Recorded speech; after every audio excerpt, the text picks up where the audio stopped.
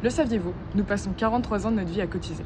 Ce jeudi marque le point de départ des concertations autour des retraites réunissant les syndicats, dont la CGT.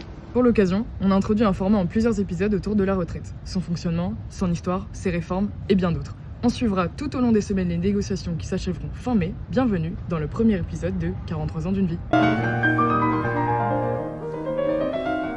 Avant toute chose, il est important de caler les bases et de revenir sur l'histoire des retraites. Malheureusement, notre société d'hyperconsommation nous force à faire un format hyper attractif, donc on va la faire courte. Depuis la nuit des temps, la retraite fonctionne de façon non officielle sur la solidarité intergénérationnelle. Les plus jeunes prennent soin des plus vieux. Toutefois, en 1673, Jean-Baptiste Colbert, alors secrétaire d'État de la Marine, crée le premier système de retraite français, la Caisse des Invalides de la Marine destinée à la Marine royale. Presque 200 ans plus tard, la loi du 9 juin 1853 donne droit à tous les fonctionnaires civils de l'État à une pension de retraite. Leur retraite est calculée sur la moyenne des 6 dernières années de salaire à partir de 60 ans et au terme de 30 années de service.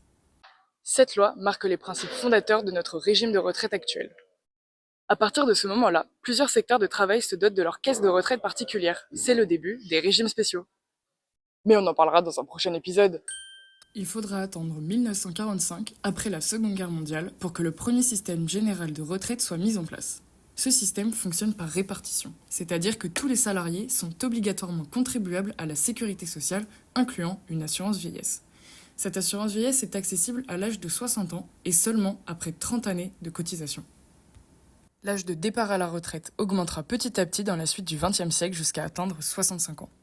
Faisons un saut dans les années 80, le début de l'âge des réformes. Accrochez-vous, c'est plein de rebondissements.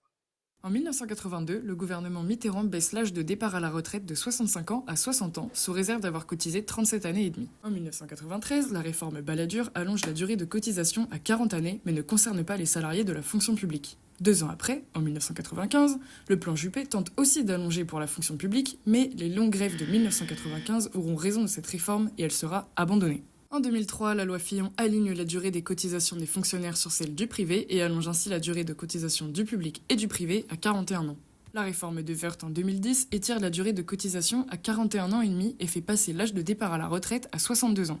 En 2019, le projet de réforme des retraites Macron voulait instaurer un régime universel en points et mettre fin aux régimes spéciaux pour un régime unique. Mais les mouvements sociaux de grande ampleur et le coronavirus auront mis cette réforme complètement à l'abandon. Cela n'a pas empêché notre président de faire passer en 2023 à grands coups de 49.3 la réforme Borne malgré une mobilisation citoyenne historique. Cette réforme place, entre autres, l'âge de départ à la retraite à 64 ans au lieu de 62. Mais on y reviendra bien plus en détail dans un prochain épisode. À bientôt dans 43 ans d'une vie.